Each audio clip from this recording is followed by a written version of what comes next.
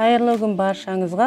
Бүгін сіздермен қысқа арналған осындай өте дәмді, керемет, тәбет ашатын салат дайындайтын боламыз.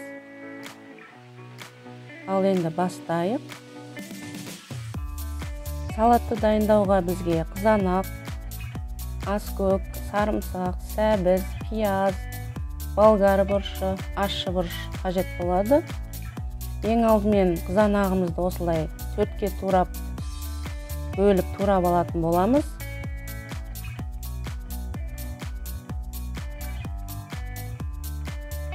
Бұл төртке бөлуіміздің себебі қазір мясорубкадан өткізген кезде ыңғайлы болу үшін. Одан кейін болгар бұрыштарын осылай төрт бұрыштап турап алатын боламыз. Мен бұл жерде тек қызылын ғана турадым. Сіздер жасылын қоссаңыздар да болады. Содан кейін сәбізімізді осылайша теркадан өткізіп аламыз. Ұзынша етіп.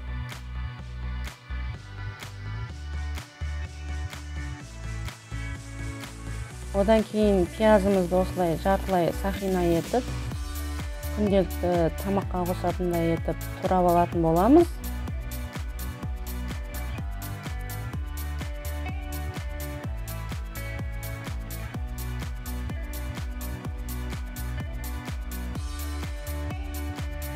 Содан кейін сарымсақтарымызды осылай турап аламыз.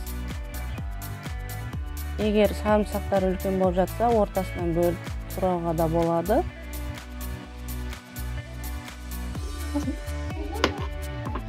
Содан кейін ащы бұрышымызды осылай турап аламыз. Егер салаттарыңыздың ащы болғанын қаласаңыздар, 3-4 қоса берсеңіздер болады. Мен осы 2 данасын ғана қостым. Одан кейін аскөгімізді осылай майдалап турап аламыз. Петрушка қоссаңыздар да болады. Егер аскөктерді ұнатпасаңыздар, қоспасаңыздар да болады.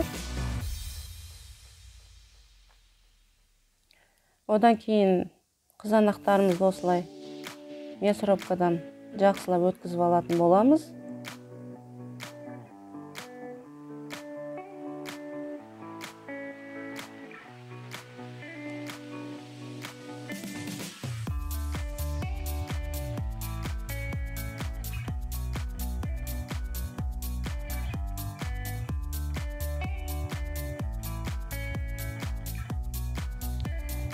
Қызанағымыз дайын болды.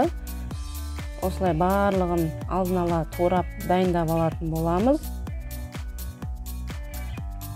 Ең алдымен қазанымызды қыздырып, 200 грамм сұйық майымызды құямыз. Содан кейін үстіне жартылай сақиналап туралған пиязымызды қосатын боламыз.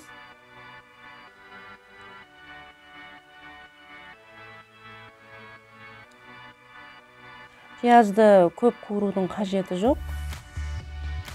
Сәл сарғайса ғана болды. Содан кейін үстіне 4 бұрыштап туралған болгар бұрышын салатын боламыз.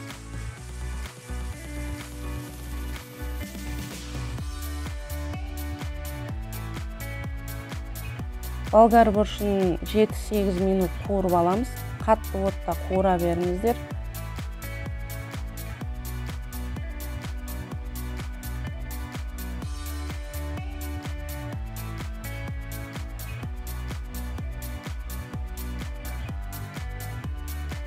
Содан кейін үстіне үккіштен өткізілген сәбізіміз салатын боламыз.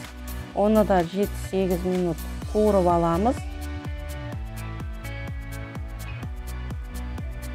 Осылай қуырғаннан кейін сәбіздің де болгар бұрышының да көлемі түсетін болады. Содан кейін үстіне туралған қызыл ащы бұрышымызды қосамыз. Одан кейін өздеріңіз көріп тұрғандай қызанағымызды құйып, жақсылап араластырып аламыз.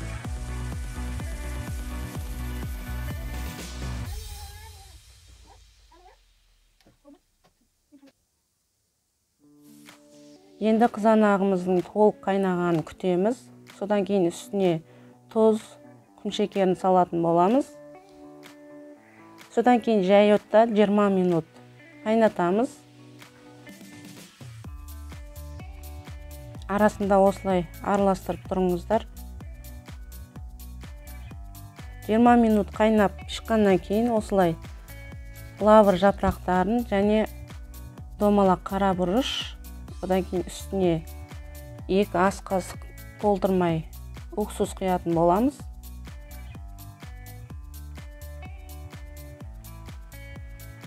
Тағы да 10-15 минут қайнатамыз. Содан кейін үстіне сарымсағымызды қосамыз. Тағы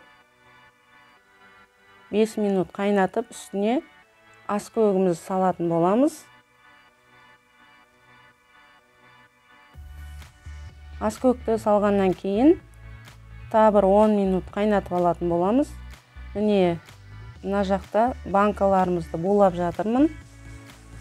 Қақпақтарымызды осылай 3-4 минутқа қайнатып алатын боламыз. Міне, өздеріңіз көріп тұрғандай салатымыз дайын болды. Түсі де әдемі. Осылай буланған банкаларға тез-тез құйып, қақпағын жауып қоятын боламыз.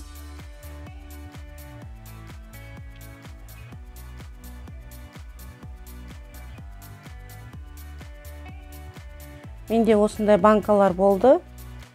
Ал сіздерде кәдімгі сары қақпақтармен, закрывашкамен жауып алсаңыздар да болады. Содан кейін жылы жерге әбден суығанша 1-2 күнге қалдыратын боламыз. Үстін жауып тастаймыз. Өздеріңіз көріп тұрғандай түсі де, дәмі де керемет салатымыз дайын болды. Сіздерге ұнады деп ойлаймын. Ұнаған болса лайк басып, тіркелуді ұмытпаңыздар. Міндетті түрде жасап көріңіздер. Қыста рахаттанып отырып жейсіздер. Ас болсын.